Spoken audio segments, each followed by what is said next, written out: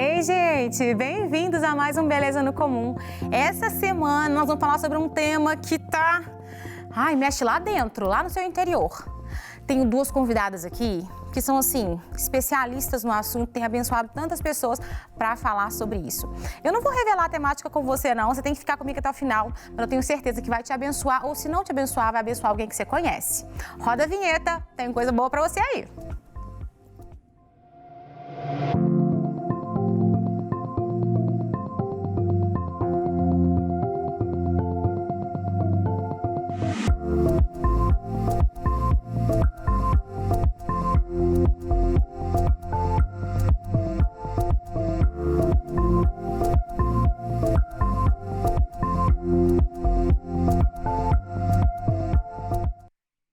Então, gente, o tema hoje eu disse que mexe lá no fundo. Não sei se você já passou por isso, não sei se você conhece alguém que já passou por isso. Bom, mas verdade é que a gente precisa falar sobre dependência emocional. Você sabe o que é isso? Eu vou chamar um textinho rápido que vai te explicar rapidamente o que é. Depois nós vamos fazer muito de forma prática na roda de conversa para você poder se aprofundar e muitas vezes talvez se libertar, se essa é a sua situação. Bom, vamos ler aqui comigo? O que é dependência emocional? É a condição resultante quando a constante presença, carinho, atenção, aprovação, apoio de outra pessoa é considerada indispensável para a nossa segurança, bem-estar e conforto pessoal. Em outras palavras, quando o nosso valor, paz de espírito, estabilidade interior e felicidades estão ancorados em uma pessoa e na reação dessa pessoa para conosco, estamos emocionalmente dependentes. Bom, e a Bíblia nos diz o seguinte, lá em João 8,36.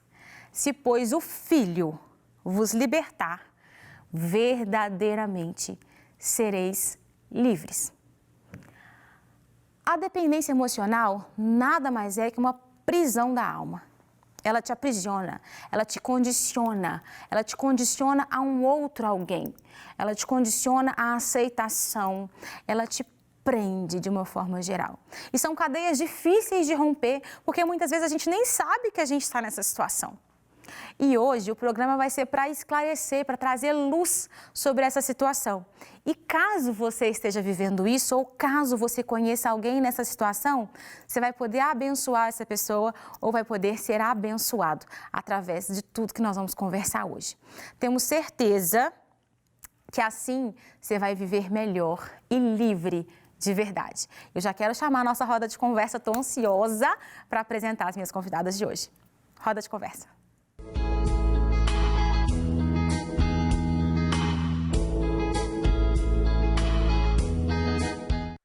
Bom, já estou aqui de volta comigo presencialmente, a querida psicóloga, terapeuta, que eu admiro muito, que eu sempre acompanhei aqui na Rede Super mesmo, a Carla Campos. Obrigada, Carla, por estar aqui com a gente, viu? É um prazer, Priscila, estar aqui com você, ainda falando de um tema tão pertinente, tão atual, tão importante, porque, igual que você fez a pergunta, será se você, inclusive, já passou por isso?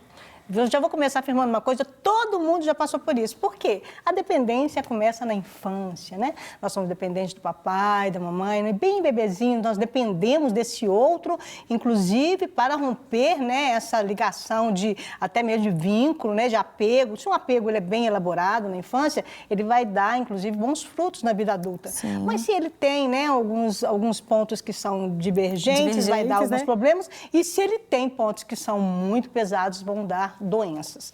Então, a gente tem que perceber que o quê? Somos filhos de pais imperfeitos. Verdade. Por melhores que eles sejam, um pontinho aqui, um pontinho ali, vai deixar uma dependência, um medo, uma insegurança. E é aí que nós vamos falar sobre isso. Porque como que nós temos que fazer para lidar com essas questões, já que Jesus nos liberta e nós temos que ser maduros. Maravilhoso! E comigo, graças à tecnologia, de forma virtual, uma querida que eu tenho acompanhado, tenho visto o que Deus está fazendo na vida dela e tenho, assim, aprendido tanto. Juliana Ferron, muito obrigada pela sua presença aqui hoje, pela aceitação do nosso convite, viu, querida? Olá, Priscila. Olá, pessoal. Tudo bem com vocês? Prazer é meu estar aqui. Espero poder contribuir aí sobre esse assunto Sem dúvida. Vivi muitos anos na prática também a dependência emocional, que é um assunto extremamente subjetivo, né? Mas quando a gente começa a conversar, a gente começa a despertar para as nossas relações. Verdade. É um prazer estar aqui.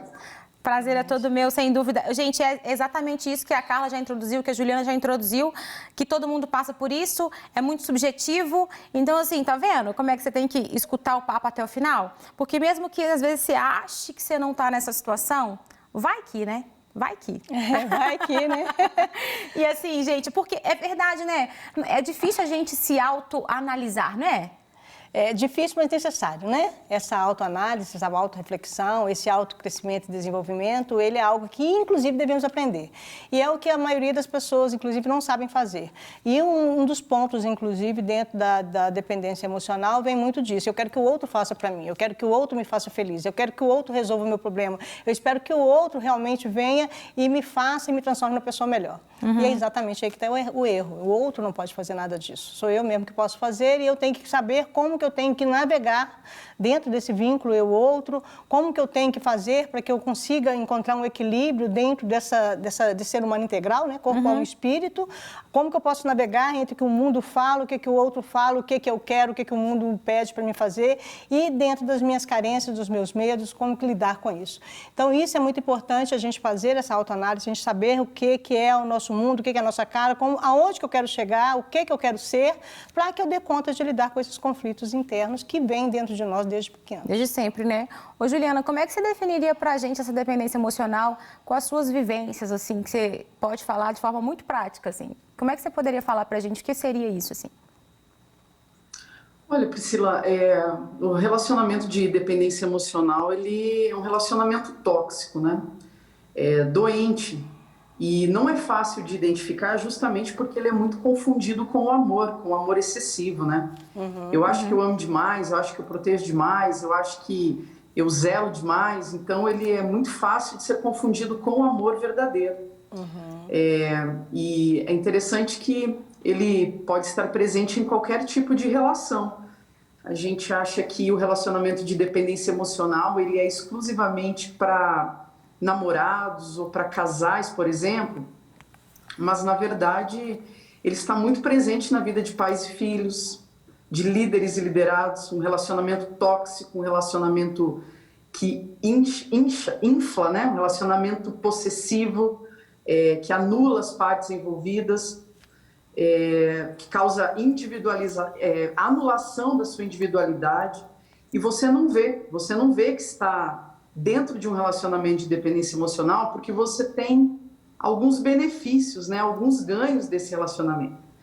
Então, enquanto ele não começar a te fazer mal de forma evidente, porque para todo mundo ele já é evidente, as pessoas percebem um relacionamento estranho, excessivo, possessivo, ciumento, mas quem está dentro da relação demora um tempo para perceber, né, os danos daquela relação, porque no início só consegue ver os benefícios da nutrição, do vínculo, né, da proteção, do cuidado excessivo.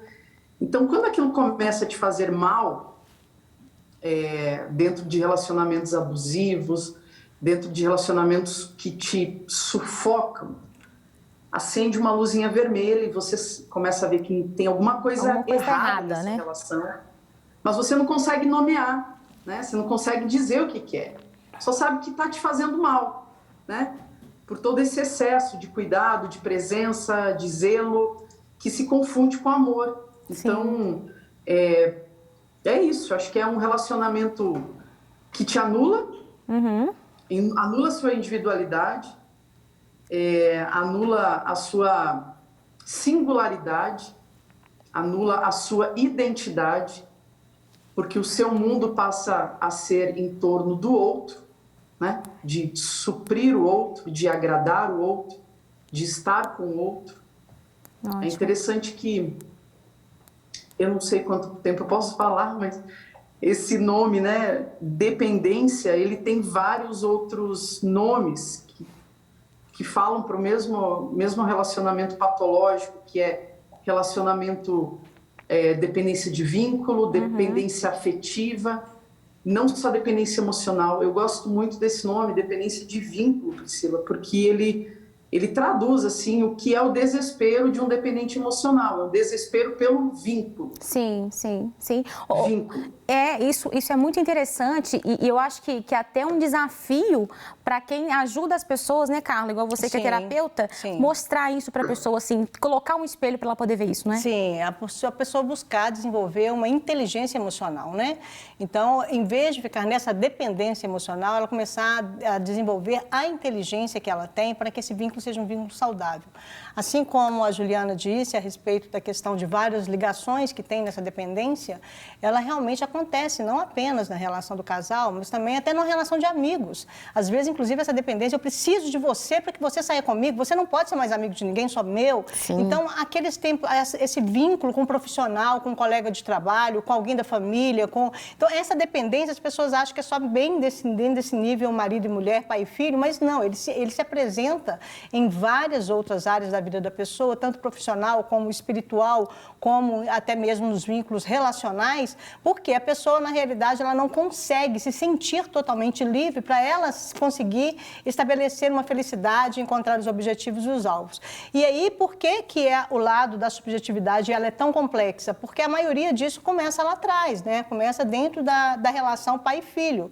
Então, o bebê é 100% dependente da mamãe, né? Quando nós saímos do ventre materno, somos 100% dependentes dos nossos pais. Agora, como que é esse desvínculo? Como que essa relação de apego ela é feita? Como que é desvinculado essa relação eu-outro e eu introduzo esse outro na minha relação? Sim. É isso que é muito interessante, porque se a angústia do 8º mês, no mês que o bebê vive, olha para você ver, nós estamos falando 8 meses de vida. Sim. Essa relação, que até então, essa dia de mãe e filho, ele, inclusive, a mãe dá tudo e supre tudo. Então, o bebê fala assim, só existe eu e ela, né? Mais ninguém nessa face da terra, só nós dois. Aí, como não entra um outro, que é um pai, que é uma família, que é um amigo, que é um familiar, se essa mãe não souber transitar bem dentro desse vínculo, a criança, inclusive, vai estar dentro de uma dependência, talvez, da mãe do bebê, o bebê dependendo da mãe, a mãe dependendo do bebê. Sim. Que aí começa a entrar, inclusive, as patologias e até mesmo as faltas e as falhas, né? Então, a criança, o que essa dependência ela tem que fazer? Ao longo da vida, ela tem que ser desvinculada, ela tem que ser amadurecida. Por quê?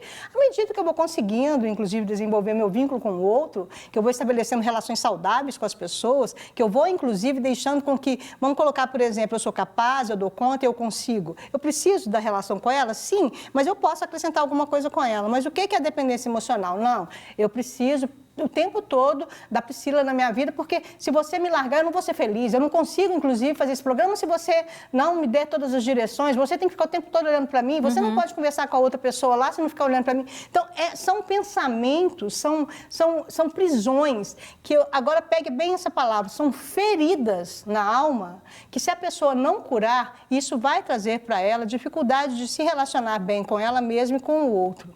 E é interessante que Jesus fala muito disso, se o Cristo vos libertou, verdadeiramente sereis livres, quando você leu no início, porque essa liberdade é que Jesus, inclusive, quer que todos nós possamos encontrar. Por quê? Existe dependência 100% dele.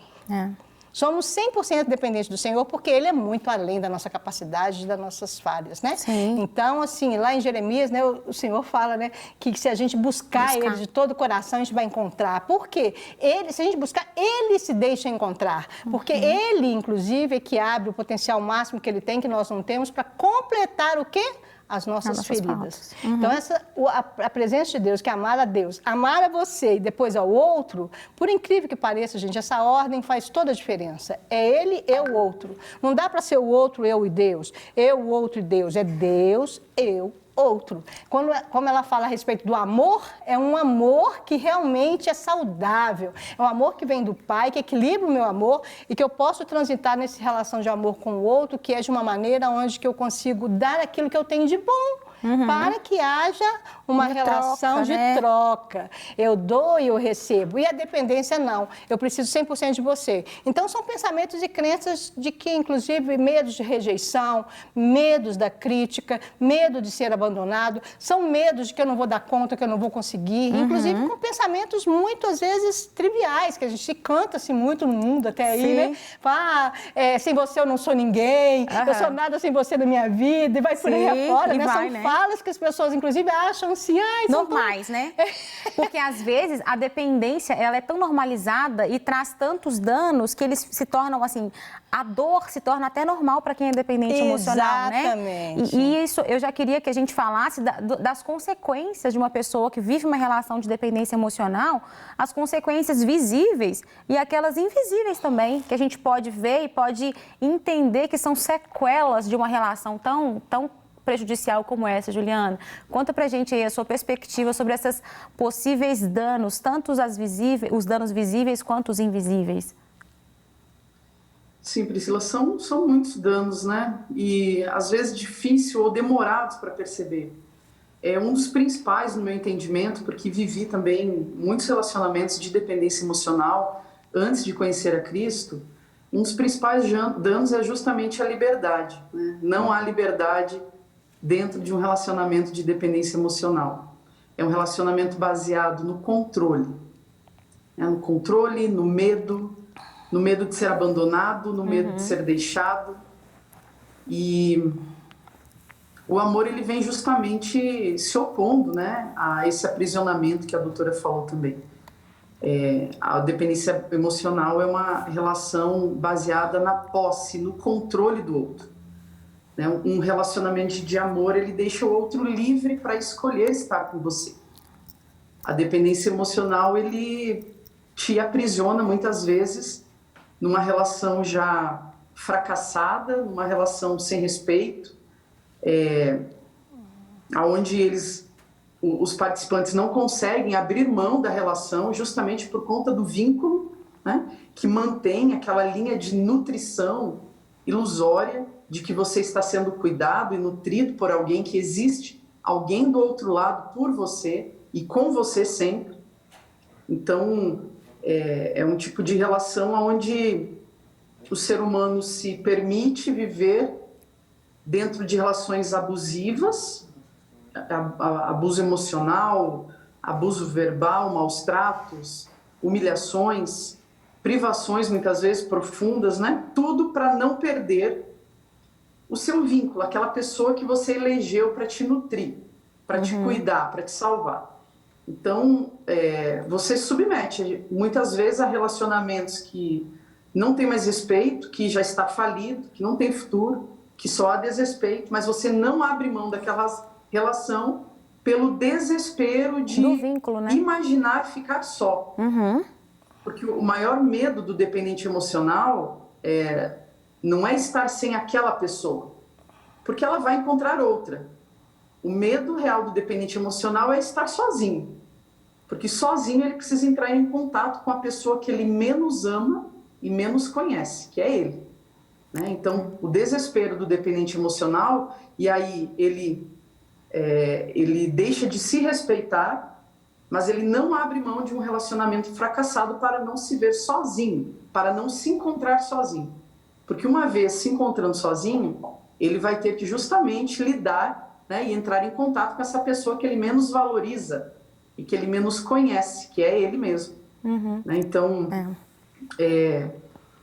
ele se sujeita a tudo, a todo tipo de relação, ele abre mão de paz, né? Ele abre mão do respeito próprio, ele abre mão da sua singularidade, ele abre mão da família, ele abre mão de amigos, ele abre mão da sua própria identidade para não desagradar o outro, para que o outro não o descarte, não o abandone. Então, os prejuízos para a sua identidade, para a sua autoestima, para suas outras relações, né, os danos são muito grandes, porque um relacionamento de dependência emocional, Priscila, ele não cabe mais ninguém.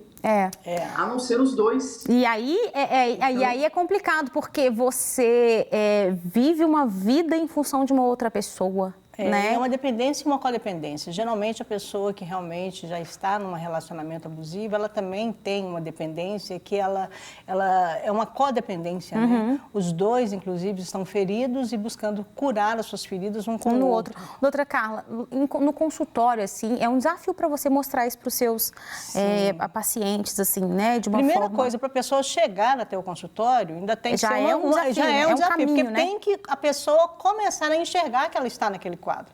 Porque é exatamente isso. Às vezes, a maioria das pessoas em volta estão enxergando, está nítido, está muito claro, mas a própria pessoa não consegue enxergar. É o caso da dependência, né? Todo e qualquer tipo de dependência, a própria pessoa, não, é tranquilo, para mim está tudo sob controle. Eu sei que eu estou fazendo, a relação está super boa. A pessoa não assumir essa condição, ela é, inclusive, o quadro mais perigoso, porque aí o que ela vai destruindo, se autodestruindo, destruindo quem está em volta e não assume. Quando chega no consultório, a pessoa, pelo menos, já teve algum dano. Às vezes é porque já está lá no finalzinho, né? Já está no finalzinho mesmo do poço, já todo arrebentado, e aí ela chega lá bem desgastada, né? E a ferida já está aflorada, né? Só de encostar já dói. Mas é exatamente isso, fazer com que o primeiro item é esse autorreconhecimento. O segundo, esse autodesenvolvimento. Então, para se libertar, autoconhecimento e primeiro esse reconhecimento, que está doente. Sim. Depois começar um autodesenvolvimento, saber quem ela é, começar inclusive, a pessoa fica achando autodesenvolvimento, não é só você realmente saber quais são as qualidades, seus defeitos, não, é muito além disso. É você ter que saber, inclusive, qual que é a sua vida, do jeito que você quer, o que te faz bem, o que você odeia, o que você não quer de jeito nenhum, o que te agrada profundamente. Esse autoconhecimento, esse autodesenvolvimento, ele passa por um padrão onde a pessoa tem que saber quem ela é. Né? O que a Juliana disse a respeito da pessoa, inclusive, às vezes ela não sabe o que ela está querendo, ela não sabe para onde ela vai, ela fica dependendo, tendo tudo do outro, para o outro fazer. Então, esse autoconhecimento é a pessoa fazer a vida dela a cara dela, ela começar a saber, não, isso aqui eu não quero, isso aqui eu não aceito mais, eu não quero mais isso. Um terceiro ponto, que inclusive é muito interessante, é a pessoa aprender a saber falar e a dizer o que o outro, inclusive, está falando. Então, uma relação de dependência, por exemplo, se o outro, vamos colocar numa relação onde um homem e uma mulher, onde que o homem ele é totalmente dependente da mulher e exige que ela faça as coisas do jeito e da forma dela. Então, o que a pessoa tem que começar a fazer? Você está dizendo que se eu não fizer do seu jeito, a coisa não vai acontecer? Então, começar a verbalizar, a falar aquilo que o outro, inclusive, está desejando dela para a própria pessoa escutar e você também escutar aquilo que está sendo falado. Então, quando eu consigo externalizar, verbalizando esse tipo de comportamento disfuncional que eu tenho, que o outro tem, primeiramente, eu já estou começando a enxergar o pensamento que está fluindo dentro de mim. Porque nós temos pensamentos o tempo todo. Agora, só tem que nós estamos realmente saber ouvir esses pensamentos, qual eles são. Eu não vou dar conta, eu não vou conseguir, você tem que fazer do meu jeito, isso tem que ser dessa forma. Se a pessoa não consegue enxergar isso, porque isso aí vai disparar uma emoção. Angústia, tristeza, medo, insegurança, o pensamento vem primeiro, depois vem a emoção. Então, se a pessoa não consegue enxergar o que ela fala, ela vai sentir e isso tudo vai acabar desaguando no corpo, até desaguando em doenças. Doenças, né? Então, é muito importante que a pessoa, inclusive, busque um processo de cura e desenvolvimento para que ela possa, inclusive, saber quem ela é, quem é o outro, começar a nomear isso. E são passos que todos nós precisamos aprender a fazer. Falar, expressar e dizer: eu não estou gostando da forma que você está falando comigo. Isso que você está me falando está me deixando muito triste. Eu estou muito chateado com a forma que você está colocando essas coisas. Então, quando a pessoa verbaliza e o outro escuta, a relação ela volta para um vínculo consciente. E ela sai desse patamar não consciente de ferida e de dor, que às vezes está lá atrás e nem a própria pessoa nem está notando.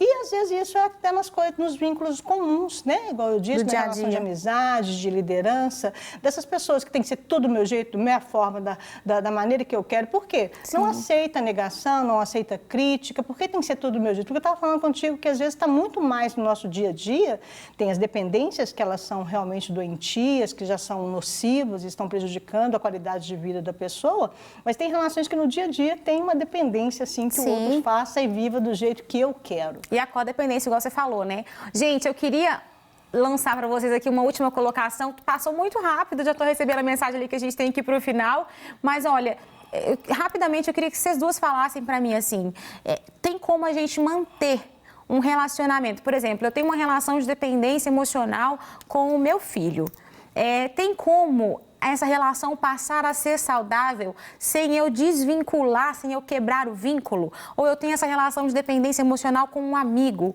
ou com um namorado? Existe esperança, existe jeito, tem jeito de continuar a se relacionar com essa mesma pessoa, só que de forma saudável? E aí, Juliana? Tem, com certeza, Priscila. Acho que a primeira coisa é você identificar, né, que nem a doutora falou, com quem você mantém esse vínculo que não é saudável, essa idolatria relacional, né?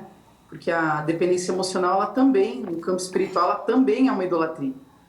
Então, quando você identifica com quem você tem essa relação tóxica, seja com seu filho, com seu esposo, com o seu amigo, você precisa começar a estabelecer limites. Ótimo. Né? Eu acho que duas coisas aqui, né, para ajudar essa relação a entrar numa relação saudável é o amor próprio, né? Você estabelecer aí um senso de valor, de amor e de respeito com você e com o outro. Sim. E esse amadurecimento emocional que a doutora falou também, ele é importante. Você reconhecer os seus limites, você reconhecer o limite do outro na sua vida, limite de aprovação, limite de gratificação, limite de relacionamentos. A palavra de Deus diz que, em Eclesiastes, né, que há tempo para todas as coisas debaixo do sol. E o que a gente vê dentro dos relacionamentos de dependência emocional é justamente essa invasão de limites. Não há tempo, não há modo, é sempre com você, o tempo inteiro com você, a sua presença, é o seu excesso. Então, quando a gente começa a colocar limites nas nossas relações, a gente está caminhando aí para um relacionamento saudável. E a questão da autovalorização e do amor próprio, né? Entender os seus limites, entender as suas imperfeições, entender as imperfeições do outro, não colocar cobrança sobre os relacionamentos, saber que é possível dois seres imperfeitos se relacionarem nas suas imperfeições, se aceitar, se amar, buscar prazer e satisfação na sua própria companhia, entender que o outro é um complemento de você ser já feliz em Deus, que não está no outro a sua alegria, a sua felicidade, o seu contentamento. Eu acho que quando a gente começa a ir para esses lugares de amadurecimento, de reconhecimento das nossas fraquezas, reconhecer as nossas carências profundas, um ambiente de carência é um ambiente propício para relacionamentos de dependência emocional, seja com mães privadas muitas vezes da companhia do cônjuge, acabam depositando nos seus filhos uma extrema relação simbiótica de dependência emocional. Então, quando você começa a fazer a leitura das suas faltas, dos seus medos, porque um relacionamento de dependência emocional, Priscila, ele vem denunciar um coração com medos. Sim, sim. Né? Com carências, sim. com faltas. Então, na verdade, ele está apontando para você olhar para você. O que você está buscando naquela relação tão excessiva? Ótimo. Quais são as suas buscas? Quais são os seus medos? Abandono? Ser amado? Entende? Então, ótimo, a relação de dependência emocional, ela vem para te identificar, para denunciar, na verdade, um coração aí desejoso demais, faltoso demais, depositando segurança nos lugares e nas pessoas erradas, ou nas pessoas que não vão nos trazer aquilo que a gente realmente precisa e vai encontrar somente em Deus. Maravilha. Então é possível sim, eu creio, sem dúvida. Doutora Carla, e aí? Tem jeito? Tem, inclusive eu tenho uma prática que eu ensino muito para meus pacientes no consultório, que é o Mindfulness cristão. O Mindfulness é o quê? Atenção plena. Atenção plena ao agora. Atenção plena àquilo que está acontecendo. Seja ele com o filho, seja com o marido, seja com o namorado, seja com quem estiver e consigo mesmo. Então, atenção Mindfulness cristão. Atenção plena comigo e com aquilo que eu sei que é da palavra. Como que Jesus parava, eu sei o que o Pai quer, eu sei o que ele deseja, eu sei o que Ele planejou para mim, eu sei aonde que eu estou o que estou fazendo aqui. Olha esse autoconhecimento, ele sabia quem ele era e o que ele estava fazendo. Então, essa atenção plena para saber quem se é, o que eu estou fazendo, como que eu estou sentindo, inclusive atenção mesmo para o corpo. Estou com desconforto, eu estou triste, eu estou angustiado, o outro está angustiado, um filho às vezes chega, tudo bem, filho, com a escola? O filho fala, tudo bem. Como que está tudo bem? Você tem que saber fazer uma leitura do corpo, você tem que saber fazer uma leitura da afeição. Então, esse mindfulness é uma atenção plena. Filho, você falou que está tudo bem, mas você me demonstrou uma tristeza. A tristeza está aí. A alegria é assim, a tristeza é assim. Tudo bem. você está com raiva. Você tem que saber ler as expressões do outro. Então, essa atenção de ler a expressão, de saber o que o outro está sentindo, como que o outro está percebendo, isso é se conhecer e conhecer o outro. Amar a Deus, amar a você e amar o outro. Se é amor saudável, é um amor onde que eu enxergo, onde que eu vejo a realidade. É um amor onde que eu consigo realmente perceber o agora. Eu não tenho que preocupar com amanhã nem com ontem, eu tenho que preocupar com hoje, que é a única realidade que eu tenho. Eu só tenho o dia de hoje para viver. Agora, eu estou atento a ele? Ou estou simplesmente ansioso pelo futuro e preso por causa do passado? Então, se eu não consigo realmente enxergar essa realidade presente, eu não tenho como livrar de nenhuma ferida, nenhuma dependência. Por isso que o Mindfulness Cristão é uma prática muito legal. Quem quiser, é só entrar lá no YouTube, tem muitos exercícios, tem muitas práticas gratuitas para as pessoas participarem. Então, já ficou a dica aí para você. Eu dispenso qualquer outro comentário que eu possa fazer aqui. Pessoas completamente capacitadas deram muitas dicas e muitas coisas que podem te libertar, te abençoar. Que Deus te direcione, que Deus te abençoe e te traga discernimento daquelas relações que você precisa romper e fazer ser saudável. Doutora Carla, muito obrigada. Juliana, muito obrigada, querida. Foi precioso a presença de vocês aqui com a gente hoje. Que bom. Um beijo, que venham mais vezes. Tchau. Queridos, beijo. Segue a gente nas nossas redes sociais. Fica por dentro de tudo que está acontecendo no nosso programa semanalmente. Deus te abençoe e até o próximo Beleza no Comum.